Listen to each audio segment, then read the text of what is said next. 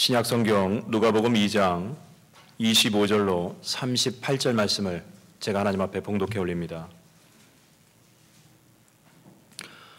예루살렘에 시몬이라는 사람이 있으니 이 사람은 어렵고 경건하여 이스라엘의 위로를 기다리는 자라. 성령이 그 위에 계시더라. 그가 주의 그리스도를 보기 전에는 죽지 아니라 하는 성령의 지시를 받았더니 성령의 감동으로 성전에 들어가매 마침 부모가 율법의 관례대로 행하고자 하여 그 아기 예수를 데리고 오는지라.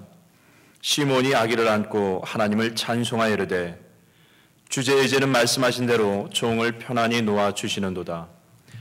내 눈이 주의 구원을 보았사오니 이는 만민 앞에 예비하신 것이요 이방을 비추는 빛이요 주의 백성 이스라엘의 영광이니이다 하니 그의 부모가 그에 대한 말들을 놀랍게 여기더라. 시몬이 그들에게 축복하고 그의 어머니 마리에게 말하 이르되 보라, 이는 이스라엘 중 많은 사람을 패하거나 흥하게 하며 비방을 받는 표적이 되기 위하여 세움을 받았고 톡갈이 내 마음을 찌르듯 하리니 이는 여러 사람의 마음의 생각을 드러내려 함이니라 하더라. 또 아셀집파 비누엘의 딸 안나라는 선지자가 있어 나이가 매우 많았더라. 그가 결혼한 후 7해 동안 남편과 함께 살다가 과부가 되고 84세가 되었더라. 이 사람이 성전을 떠나지 아니하고 주야로 금식하며 기도함으로 섬기더니 마침 이때에 나와서 하나님께 감사하고 예루살렘의 속량을 바라는 모든 사람에게 그에 대하여 말하니라. 아멘. 오늘은 대림절 첫 번째 주일입니다. 대림절을 애드벤트라고 해서 이렇게 우리가 사용하고 있는데, 이 대림절이란 말은 원래 로마 황제가 이제 즉위해서 제국 내 도시들을 이렇게 순찰하게 됩니다. 순찰했을 때 그때 옆에 있는 도시들이 이제 그분이 우리 마을에, 우리 도시에 오실 것이다 라는 전가를 서로 나누게 됩니다. 그분이 오실 것이다. 그러면 그 전가를 받고 이제 준비하는 것이죠. 그런 부분에서 이 대림절은 유래가 됩니다. 우리의 왕 되신 예수 그리스도께서 이 땅에 오셨을 때 우리는 그러면 어떻게 준비할까? 또 다시 오실 예수 그리스도가 이 땅에 오실 텐데 그때 우리는 어떻게 준비할까? 이 마음을 가지고 준비하는 절기입니다. 그런데 우리가 이 대림절, 또 대림절 4주를 준비가 하고 나서 성탄절을 맞이하게 되는데, 이 대림절을 지나 성탄절을 맞이하면서 우리 마음속에 안타까운 어떤 신앙의 농도가 있습니다. 그건 뭐냐면 이 성탄절, 대림절이라는 개념이 과거에 이 땅에 오신 예수 그리스도를 기리고 축하하고 감사하는 절기에서만 머문다라는 것이죠. 다시 오실 예수 그리스도를 기다리는 마음보다는 2000년 전에 우리의 구원자로 오신 예수 그리스도, 아기 예수로 오신 예수 그리스도, 그 예수 그리스도에 대한 감사와 축하만 생각하고 마무리한다라는 것이죠. 여러분, 성경을 보세요. 주님은 말씀하십니다. 내가 속히 다시 오리니. 주님은 한 번 더 우리에게 오신다라고 말씀하셨습니다. 근데 우리는 그 기다림에 대해서 많이 우리의 신앙이 약하고 있다는 것이죠. 주님의 두 번째 방문을 우리는 잊고 살아간다는 것이죠. 그렇기 때문에 이 대림절은 이미 오신 예수님까지만 머무는 것이 아니라 이제 장차 다시 오실 예수 그리스도에 대한 기다림까지 이어져야 한다는 것입니다. 예수 그리스도를 우리는 기다리고 있다는 것이죠. 과거에 오신 것만 기억하는 것이 아니라 이제 주님 오신다니까요. 언제일지 모르겠지만 심판의 주로 우리에게 오신다라고 주님은 말씀하셨습니다. 그때까지 우리가 할 일은 뭐냐? 그냥 기다리는 것이 아니라 영적으로, 능동적으로, 적극적으로 이 기다림을 믿음으로 맺고 가야 된다는 것이죠. 이게 대림절을 우리가 붙잡아야 될 가장 중요한 메시지라는 것이죠. 그래서 이 기다림이 무의미해지지 않도록 하기 위해서는 우리에겐 두 가지 질문에 대한 분명한 답을 가지고 있어야 됩니다. 첫 번째는, 그럼 왜 하나님은 이 땅에 오셨는가? 우주 만물을 창조하시고 전능자라고 한다면 그냥 지켜만 보셔도 되는데 왜 굳이 피조물이 되셔서 그것도 인간의 연약한 몸을 통하여서 이 땅을 방문하셨냐라는 것이죠. 오셨냐라는 것입니다. 무슨 이유가 있길래? 그리고 왜 다시 오셔야 되는가? 하나님이 우주 만물을 창조하셨을 때 인간을 무엇으로 만들었습니까? 인간을 흙으로 만들었습니다. 인간만 흙으로 만들었나요? 동물도 흙으로 만들었습니다. 성경에 보니까 인간도 동물도 흙으로 만들었습니다. 근데 차이는 뭐냐? 인간은 그 코에 하나님의 생기를 부어 누르셨다고 그랬습니다. 하나님의 생기, 하나님의 호흡, 성령을 우리 안에 불어 넣으셨다는 것이죠. 영적인 존재, 생명이 되었습니다. 그것이 말한 것이 뭐냐? 하나님과의 교제의 통로가 열렸다는 것입니다. 동물과 우리가 다른 여러 가지 측면 중에서 영적인 측면은 한 가지입니다. 하나님과의 교제가 온전히 이루어지는 선물을 우리가 받았다는 것이죠. 그래서 그 영을 통해서 우리는 하나님이 무엇을 기뻐하시는지, 무엇을 싫어하시는지 우리는 알고 있습니다.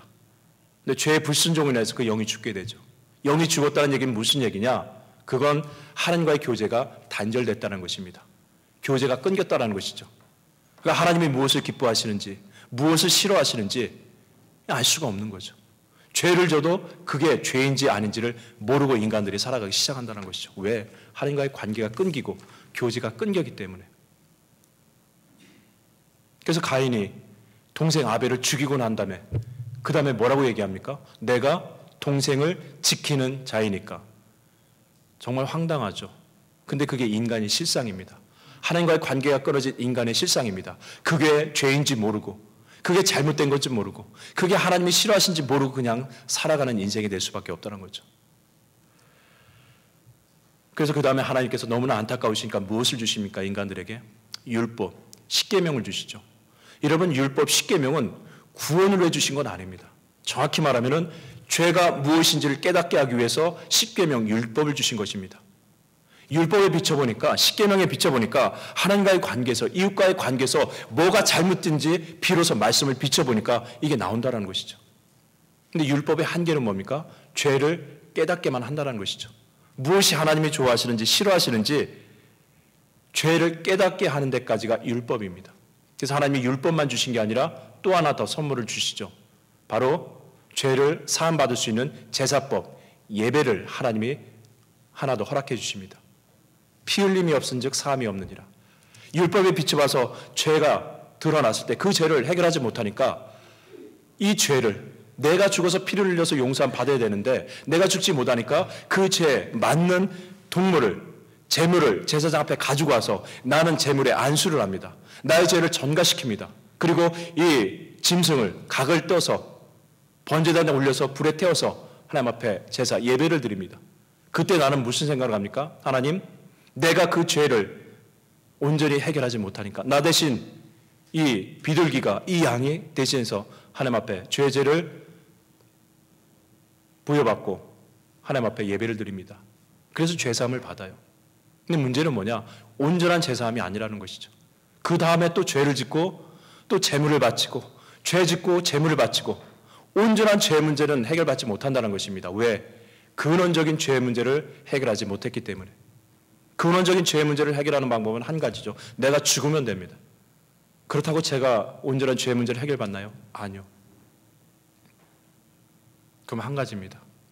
나 대신 나랑 똑같은 인간이 나를 대신해서 죽어야 됩니다.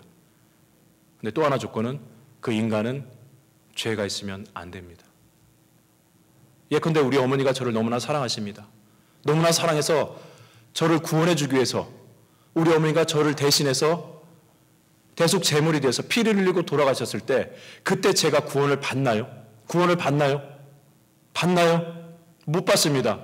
아무리 사랑해서 나를 대신해서 나랑 똑같은 한 인간이 그 어미가 죽었다 할지라도 저는 구원을 받지 못합니다. 왜? 우리 어머니도 죄인이기 때문에. 죄인은 죄인을 구원할 수 없다는 것이죠. 그러면 나랑 똑같은 인간이지만 죄가 없어야 되죠. 왜 하나님이 인간이 되셨습니까? 왜 하나님이 인간이 될 수밖에 없을까요? 인간은 인간을 구원하지 못하기 때문에. 인간은 죄가 있기 때문에. 그래서 하나님이 영으로 오시면 안 됩니다. 영은 피를 흘리지 못하기 때문에.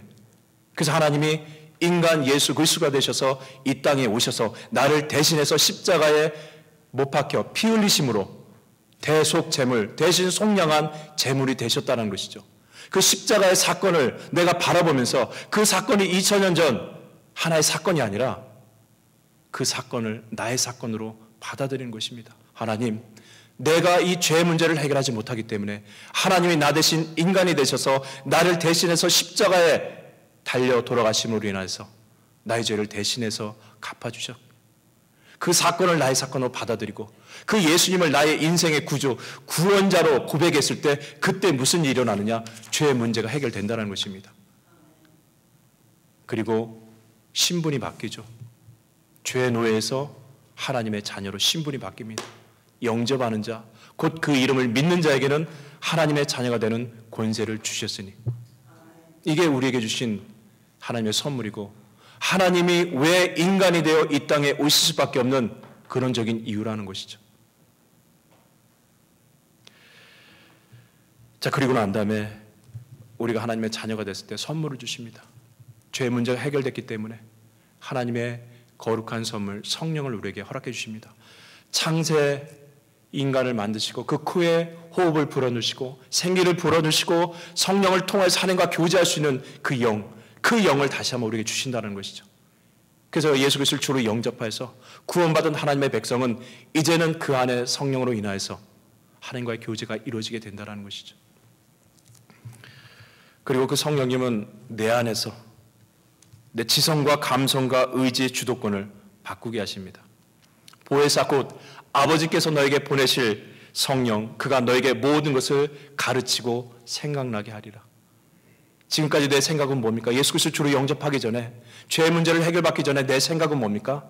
지난날에 대해 경험, 받았던 교육, 부모님들의 충고, 주변 사람들의 이야기, 뉴스거리, 그 모든 것이 쌓여진 그 생각이었습니다. 근데 그 생각의 출처는 뭡니까? 하나님이 원하시는 생각이 아니라 세상의 메시지였습니다. 그게 맞았다고 난 살아가고 그 신념으로 살아왔습니다. 근데 성령이 내 안에 있고 죄의 문제를 해결받았을 때 이제는 알게 됩니다. 그 생각이 나를 살리는 것이 아니라 이제는 성령님을 통해서 살아계신 하나님의 말씀이 나의 생각, 나의 모든 것을 끌고 나갈 때 그게 나의 삶의 생명이라는 것을 비로소 알게 되죠. 내 생각이 바뀌게 됩니다. 내 마음도 바뀌죠. 그때 내 육신에 좋아하는 것만 느끼고자 했는데 이제는 용서라는 것이 무엇인지 느껴집니다. 이제 용서가 얼마나 귀한 것인지 느껴집니다. 이제 사랑이라는 것이 그냥 세상적인 사랑을 말하는 것이 아니라 이제는 예수 그리스도의 사랑에 대해서 이제는 마음속에서 꿈틀거리기 시작한다는 것이죠. 의지도 마찬가지입니다. 예전에는 내 이기적인 것에 의해서 선택하고 결정했습니다. 계산하고 난 다음에 결정을 했습니다. 이제는 결정하고 선택하는 것이 내 계산이 아닌 하나님의 말씀에서 이제 변하기 시작합니다. 예전에는 고민하지 않고 그냥 결정했는데 이제는 말씀이 생각나고 하나님의 마음이 느껴지니까 결정하고 선택하는 것이 이게 쉽지 않고 고민이 됩니다. 아, 이건 하나님이 기뻐하시지 않는 거지. 아, 이게 하나님이 기뻐하시는구나. 내 생각, 내 마음, 내 모든 의지가 이제는 내 의지가 아니라 하나님이 원하시는 것으로 바뀌시는 것을 내가 경험하게 됩니다. 그때 우리는 고백할 수 있죠. 아, 내 안에 내가 사는 것이 아니라 예수 그리스도께서 살아가시는구나. 그때 우리는 말합니다. 내가 예수님을 만났다라고 하는 겁니다.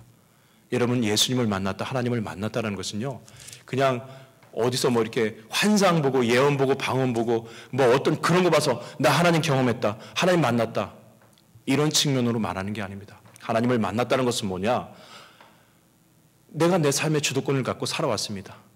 근데 어느 날 보니까 내 안에 내가 사는 게 아니라 그 하나님이 나로 하여금 내 삶을 끌고 가는 것을 경험하게 됩니다. 내 생각, 내 마음, 내 의지, 내 결정, 내 모든 부분이 내가 아니라는 것이죠. 설명할 수 없지만 내 안에 그분이 나를 인도하시고 끌고 가신다는 것을 내가 알게 됩니다. 그때 말하는 거예요. 나 하나님 만났다. 나 예수님 만났다. 그렇게 말하는 것이죠. 고백하는 것입니다.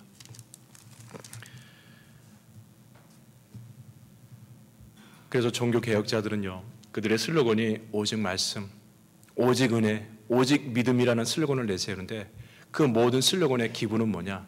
성령님이었습니다. 성령님. 루터 같은 경우는 종교 개혁에 있어서 캐톨릭에 대한 근원적인 답답함을 느끼기 시작합니다. 그 답답함은 단순히 면죄부를 팔고 타락하고 성직을 매매하고 이런 어떤 행위에 대한 부분도 있지만은 그 근원적인 부분에 있어서 답답함을 찾게 됩니다. 그게 뭐였냐면은 캐톨릭은 이런 얘기를 합니다. 우리가 구원을 받으면 우리의 자아가 온전해지기 때문에 이 온전한 자아가 있기 때문에 어떤 걸 하고 어떤 걸 행동하고 어떤 거를 이렇게 하더라도 그것이 항상 선한 열매를 맺는다라는 그런 어떤 생각을 갖고 있습니다. 얼핏 보면 맞는 얘기 같아요. 우리가 구원받으면 우리 의지가 자아가 바뀌잖아요. 그렇죠? 자아가 바뀌니까 그 자아가 새로운 자아, 하나님 주신 자아이기 때문에 온전하다. 그래서 구원받은 사람은 어떤 일을 해도 어떤 일을 하더라도 그 행동의 열매가 선하다라고 이렇게 얘기를 합니다. 동의하시나요? 동의하시나요? 아무 때나 아멘하면 안 되거든요, 지금은요. 왜냐하면 루터가 고민한 게 바로 그겁니다. 구원받은 백성이, 구원받은 하나님의 자녀가 의지가 온전해지는 게 아니거든요. 그 의지의 주도권이 바뀌는 겁니다. 여러분 스스로 한번 생각해 보세요. 예수 그리스도 주로 영접했잖아요. 구원받았잖아요. 여러분의 의지가 온전합니까? 그렇게 못 살잖아요. 그 선택 결정에 있어서 흔들리잖아요. 그러니까 루터가 이걸 고민한 거예요. 의지가 온전해지는 것이 아니라 의지의 주도권이 바뀐다는 것입니다. 그래서 이런 얘기를 해요. 구원받은 후라도 우리의 신앙의 주체는 내가 아니라 하나님이시다라는 전제를 잃어버려서는 안 된다는 것입니다. 쯔빙글리도 그렇고 칼뱅도 그랬습니다. 내 안에 계속해서 올라오는 이 주도권의 싸움이 있는데 가장 중요한 것은 뭐냐? 그 주도권이 온전히 하나님 앞에 올라갔을 때 구원받은 하나님의 백성으로서의 삶이 선한 삶으로 살아갈 수 있다라는 것입니다. 예, 죄의 공격이 이겁니다. 우는 사자같이 두루 삼키는 것은 뭐냐? 이 두 자아 간에서 갈팡질팡하는 사람이 사단이 노리는 먹잇감이라는 것이죠. 바울이 고백합니다. 내 안에는 두 법이 있다는 것을. 하나는 하나님의 법을 사랑하는 사람, 하나는 죄의 법을 사랑하는 사람. 육신에 속한 사람, 영에 속한 사람, 겉사람, 속사람. 이 두 싸움이 이 안에서 계속해서 올라온다는 것이죠. 우리 느낄 거예요. 내 안에. 내 믿음의 사람이지만 이 두 싸움이 일어납니다. 그래서 내 죄사함을 받고 구원받고 난 다음에 중요한 것은 뭐냐? 내 안에 성령님이 충만하지 않을 때, 내 하나님이 온전히 역사하지 않을 때 그때 문제가 생긴다는 것입니다. 예를 들어 볼까요? 시편 42편에 보니까 시편 기자가 이런 고백을 합니다. 내 영혼아 내가 어찌하여 불안하는고, 내 영혼아 내가 어찌하여 낭망하는고, 너는 하나님을 바라라 라는 고백이 있습니다. 두 명이 얘기하는 것처럼 이 찬양을 합니다. 사실은 이 두 고백이 뭡니까? 내 겉사람과 내 속사람이 주도권 싸움에서 영적인 사람이 겉사람을 끌고 가는 고백입니다. 내 영혼아 내가 어찌하여 불안해하는고, 다른 사람한테 말하는 게 아닙니다. 내 육신의 자에게 내 영적 자가 권면을 하는 겁니다.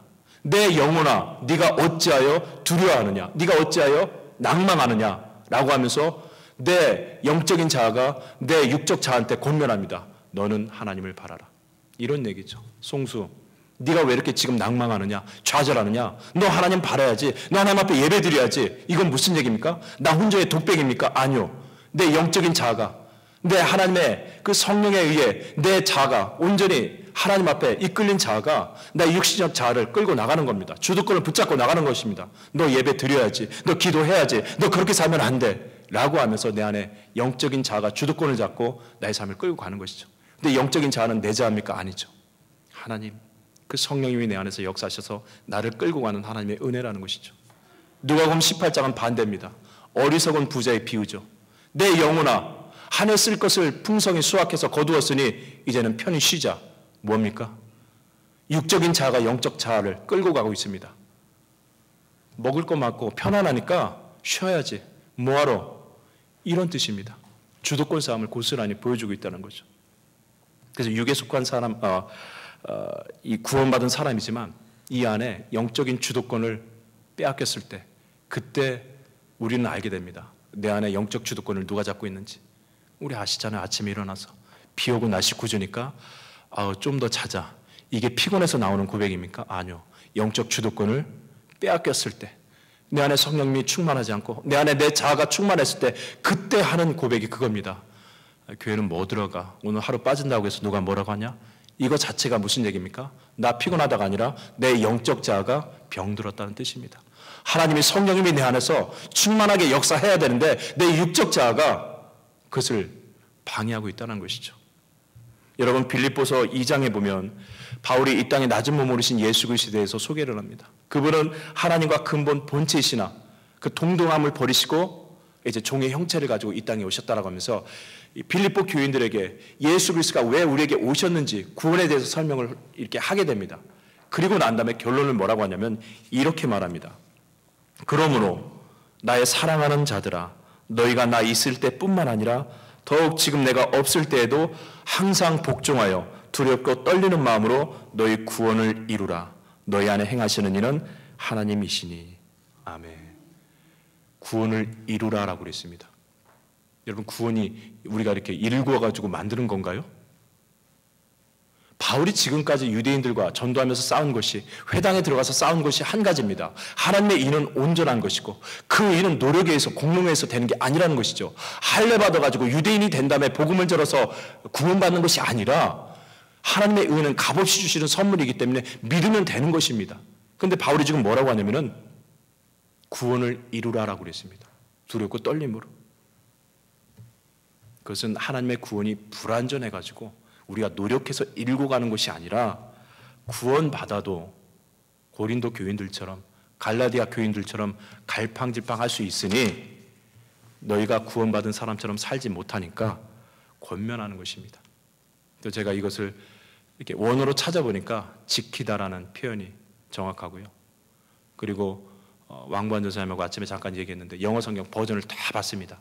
다 보니까 그 중에 carry out, 짊어지고 가라는 것이죠. 만들어서 세우라, 온전하게, 그게 아니라는 것이죠. 이미 온전하게 우리에게 주신 이 구원의 선물을 온전히 끝까지 지키고 가라라는 것입니다. 어떻게 해요? 인간의 노력이 안 된다는 것을 알기 때문에 그 다음 구절에 분명히 밝히잖아요. 너희 안에 행하시는 이는 하나님이시니. 너희 안에 행하시는 이는 하나님이시니라고 그랬습니다. 내 안에서 하나님이 일하시도록, 내 안에서 성령님이 역사하시도록 해야 된다는 것입니다. 이게 첫 번째 우리의 질문입니다. 왜 하나님께서 이 땅에 오실 수밖에 없는지. 그럼 두 번째 질문이 다시 우리에게 올라오죠. 그럼 왜 하나님은, 예수님은 다시 오셔야 되는가? 그러니까 한 가지입니다. 아직 죄가 남아있기 때문에. 하나님 나라의 완성은 온전한 죄의 소멸입니다. 그것은 하나님의 아들 예수 그리스도가 이 땅에 심판의 주로 다시 오실 때 이루어집니다. 그래서 다시 오실 때, 처음 예수님이 오실 때는 구원이지만 다시 오실 때는 뭡니까? 그때는 심판입니다. 그때는 심판이에요. 죄에 대한 철저한 심판입니다. 판결입니다. 그렇다면 그 심판함에 모든 사람이 죽을 수밖에 없어요. 그래서 하나님이 죄 문제를 이미 해결해 주셨습니다. 그리고 해결해 주실 뿐만 아니라 이제 구원받고 그 목적지에 들어갈 때까지 우리 힘으로 안 되잖아요. 구원받았지만 갈팡질팡하잖아요. 그러니까 우리에게 보혜사 성령을 주시면서 내가 세상 끝날까지 너와 함께 계시겠다. 이건 무슨 얘기입니까? 네가 구원받았지만 네 주도권을 끝까지 붙잡고 있는 순간 너는 안 된다는 것이죠. 구원의 부족함을 말한 것이 아니라 그 구원이 정말 아름답게 열매 맺기 위해서는 내가 네 안에 있어서 너를 끌고 가겠다는 것입니다. 보혜사 성령을 통해서. 내가 직접 네 안에서 네 주인이 되어서, 네 왕이 되어서 너의 생각, 너의 마음, 너의 의지를 내가 붙잡아 주겠다는 것입니다. 오늘 본문에 나오는 시므온은 이스라엘의 위로를 기다리는데 어떻게 기다리냐면요, 성령이 그 위에 있어 성령의 지시를 받고 성령의 감동대로 움직입니다. 삶의 모든 부분이 성령에 의해서 움직이고 있습니다. 안나는요, 성전을 떠나지 않고 주야로 기도하며 그렇게 살아갑니다. 제가 하고 싶은 말이 무슨 얘기냐면, 시몬의 이 모습, 안나의 이 모습을 통해서 하고 싶은 얘기는 뭐냐면 불편함이에요. 여러분, 성령에 의해서 살아간다는 것이요, 육적인 본성을 가지고 있는 우리들에게는요 불편함입니다. 84년을 성전에서 주야로 금식하고 예배하는 것은요 정말 불편해요. 육적인 본성을 가지고 있는 사람에게는요 이건 불편한 겁니다. 쉬운 일이 아니에요. 정말 불편한 일입니다. 귀찮아요. 이건 어쩔 수 없습니다. 본성하고 안 맞아요. 그런데 내가 예수 그리스도를 주로 영접하여 성령님이 내 안에서 역사하시도록, 하나님이 내 안에서 살아 계시도록, 내가 내 삶을 온전히 하나님 앞에 내어 맡겼을 때, 그때 그것은요 더 이상 불편함이 아니에요. 기쁨이 됩니다. 예배 오는 것, 기도하는 것, 말씀 보는 것, 나누는 것, 사랑하는 것, 용서하는 것, 베푸는 것, 이게 불편함이 기쁨으로 바뀔 때가 있다는 것입니다. 그땐 한 가지입니다. 내 안에 내가 사는 것이 아니라 이제는 내 안에 나를 사랑하사 자기 아들을 십자가에 달려 돌아가신 하나님께서 사신 거라는 걸 깨닫게 됩니다. 그 불편함이 사라지는 모습이 이들의 모습이었다는 것이죠. 우리는 대림절 절기를 맞이해서 기다리고 살아가야 됩니다. 여러분, 무엇을 기다리고 살아갑니까? 그 기다림을 어떻게 믿음으로 메꾸고 살아가십니까? 대림절을 맞이해서 우리는 주님의 다시 오실 날이 얼마 남지 않음을 알고 있습니다. 그런데 우리는 너무나 준비하지 않고 기다리지 않고 그냥 살아가는 경우가 너무나 많습니다. 혹은 2000년 전 예수 그리스도의 십자가의 사건으로 구원받았다라고 하는 나만의 위안으로 살아갈지도 모른다는 것이죠. 위안으로 기다리는 것이 아닙니다. 이제는 주님이 심판해 주러 오십니다. 그때가 언제일지 모르겠지만 초대교회 성도들은 이 고백을 통해서 그 기다림을 당당하게 준비하고 있었습니다. 보라, 내가 속히 오리니 아멘. 주 예수여 어서 오시옵소서. 마라나타. 예, 주님 언제 오셔서 심판하셔도 걱정 없습니다. 내 안에 내가 사는 것이 아니라 내 안에 예수 그리스도의 성령님이 살아계셔서 나를 인도하시니 언제가 될지 몰라도 오셔도 걱정 없습니다. 준비 다 되었습니다. 언제만 오시옵소서. 이 당당함의 기다림으로 초대교회 성도들은 살았다는 것이죠. 우리도 이 당당함이 있어야 될 줄 믿습니다. 그 당당함은 나의 노력과 의지가 아니라 내 삶을 온전히 주님 앞에 드리고 내 삶의 주인은 내가 아니라 왕 대신 예수 그리스도, 그분의 생각, 그분의 마음, 그분의 결단을 통해서 우리의 삶이 온전히 성령 안에서 하나님의 인도함을 받는, 그래서 아멘 주 예수여 어서 오시오. 언제가 되든 준비가 되었습니다. 이 당당함으로 이 대림절뿐만 아니라 우리 인생의 모든 시간을 그렇게 믿음으로 준비할 수 있기를 주의 이름으로 간절히 축원합니다. 기도하겠습니다.